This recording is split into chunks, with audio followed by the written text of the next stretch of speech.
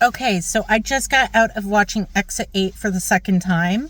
Now, this video is going to be filled with spoilers. I did do a spoiler-free short and spoiler-free video yesterday. So if you're someone that doesn't want to have things spoiled, if you're someone that wants to go in with a little bit of information, this is not the video for you.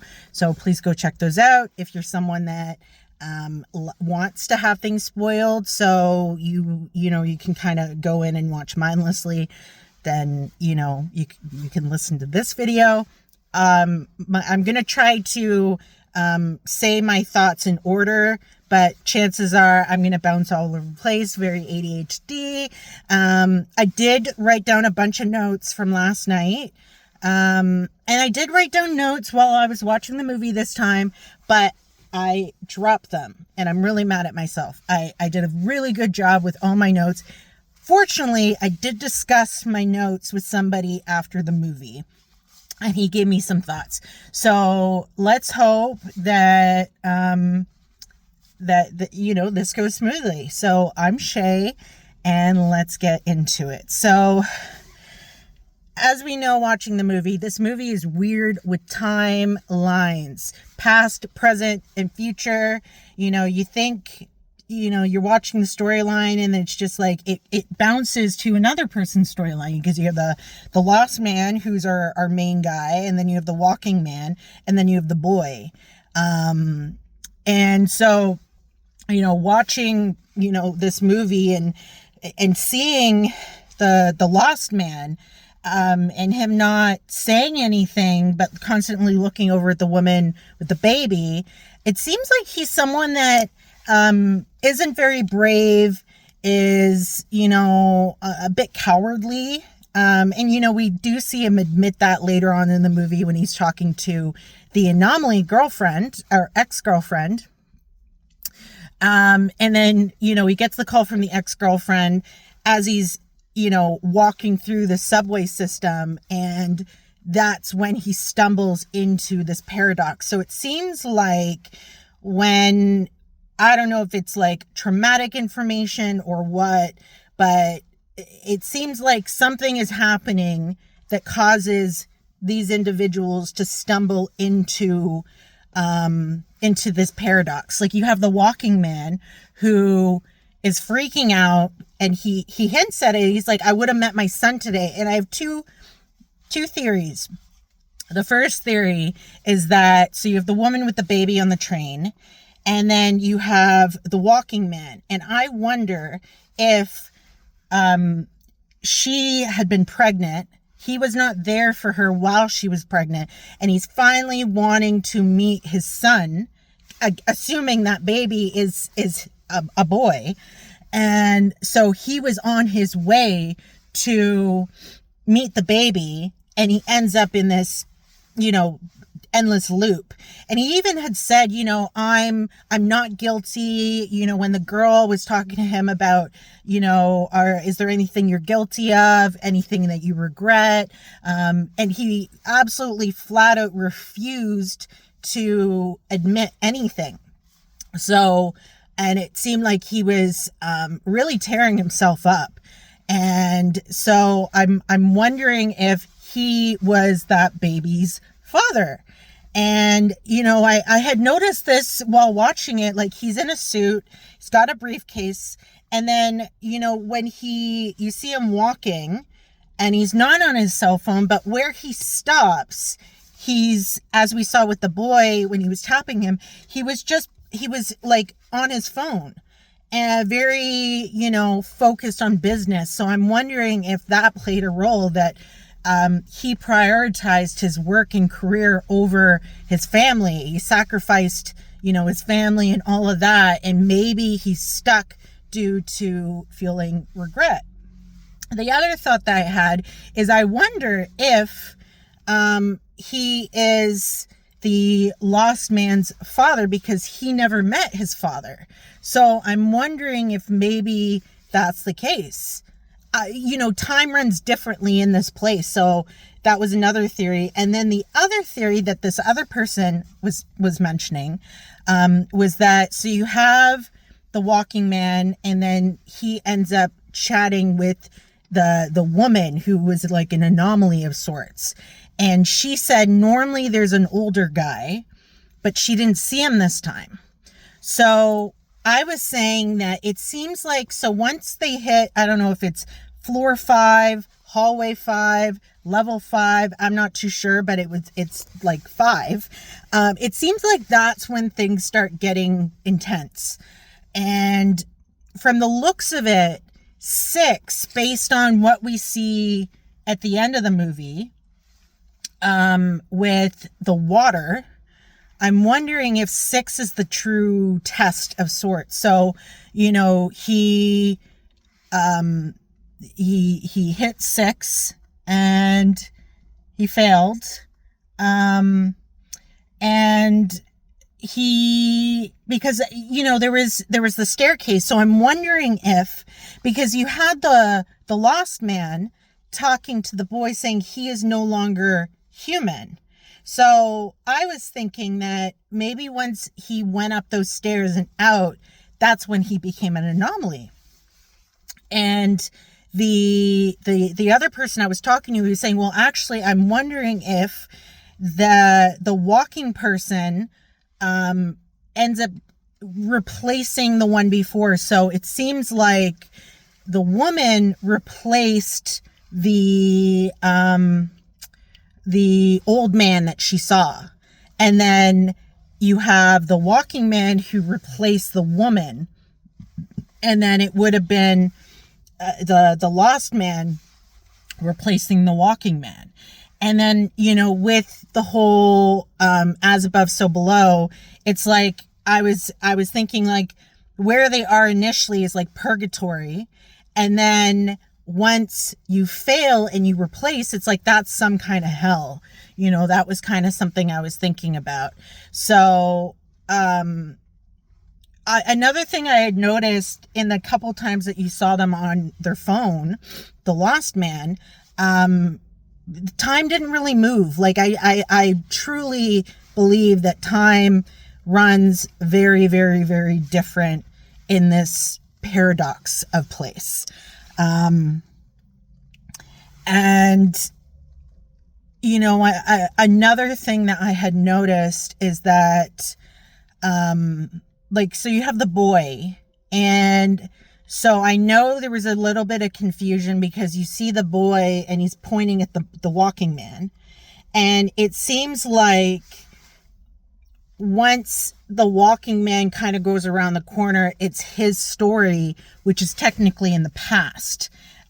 Like his story leading up to him becoming the walking man and going out of his mind, unraveling. And, you know, he seemed like he has a temper and he refuses, like once he has a decision, he makes a decision. He's very self-involved, you know, and like self-driven, you know, focused on him. And, so I think that was the case, that it actually went into the past leading up to where you have the lost man. And then as we saw, the boy was actually the lost man's future son. So one thing that I was wondering about is you have when the lost man, you have level 6 where you have the water, and he was able to come to terms with the fact that it's his son. He's handed the shell, which he was already handed, which is interesting. And then, you know, he saves the boy. And then when he's going to leave, he still has that shell in hand. So that was one thing. So it's like, I don't know how things line up. Like you have the boy, which one thing that I noticed this time around is you have the boy, he wakes up and then he exits. So you have, you know, level 6, let's say, and then he walks around and then he enters 7. And it seems like there's no anomalies on 7. And he sees the walking man. And then you have the lost man who wakes up and you see him appear and you also see the walking man. So it seems like they ended up, I don't know, like their timelines or something end up splitting. And it seemed like this boy ends up, I don't know, going back to his universe or timeline, which is in the future. And then you have the Lost Man, who is essentially going to the past, which I think has a huge, like the whole time and all of that is you know, that it just messes with you. And then, you know, as you go through, you know, these journeys, it seems like each person has traumas and the anomalies relate to the trauma or things that they've seen or potential future events. Like you have the Walking Man who the woman, the anomaly woman ends up, you know, talking to him in, you know, maybe it's better to stay here. And I'm wondering if she played some sort of significance, because you had the Lost Man when he was on the phone call, you don't realize it right away, but the ex was actually in the subway system with him. And it was playing on his mind, like you saw her.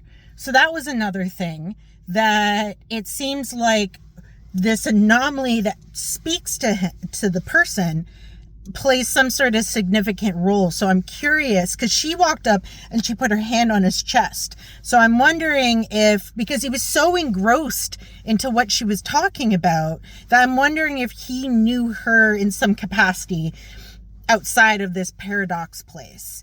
And like with the Lost Man, you have lots of babies crying. And it seemed like it was the same baby crying from the beginning of the movie. You know, the other thing that I had noticed is that, you have the child, and I'm wondering if maybe the child, like the ex had the baby, in a future timeline. She had the baby. They were on the subway. He purposely got lost, and I'm not too sure why he got tied. Maybe he got tied because of the Lost Man. I don't know, but he somehow got tied. Maybe he felt guilty. Who knows? So I'm wondering if maybe he's from a future where the Lost Man is not in his life, and he's not a father of any kind. The other thing that, you know, I'm wondering, and I'm just talking out loud, is wouldn't it be weird if, this is just a theory out loud, wouldn't it be weird if the Walking Man was the Lost Man in some weird future where, because you have the Lost Man who was going to his temp job, which we don't know what that is. And then you have the Walking Man who's much older, very business focused. So, you know, I thought, you know, possible. I don't know. Another thing that I had noticed is just weird observations, like what happened to his puffer. You know, it played such a significant role for a chunk of the movie, and then it was just gone. Like he was trying to find it. Maybe the anomaly got rid of it, because it's like, you don't actually need your puffer. It's just anxiety. I don't know. And then the other thing is that, like his cell phone, it was working. Same with his AirPods. How did his cell phone not get soaked? That was another one. And then I had written from the watching last night that, you know, so with this timeline, he gets out, he gets onto the subway where he's picked up the phone call, or he's called his ex. She's still at the hospital. So I would reckon not much time has actually passed in present. And then he sees the woman with the man on the train. So it seems like, for whatever reason, this anomaly is allowing him to hit the reset button to give him the opportunity. One thought that I had, so, when you see the man and the boy, open the door and look and see the subway, I was curious if we would see, like, through, but I noticed this, like, see him looking with the boy through to the guy in the subway, but I think he did. And how I noticed is that his left eye, his right eye, one of the eyes, so yeah, his left eye, in the corner, you see a little bright box.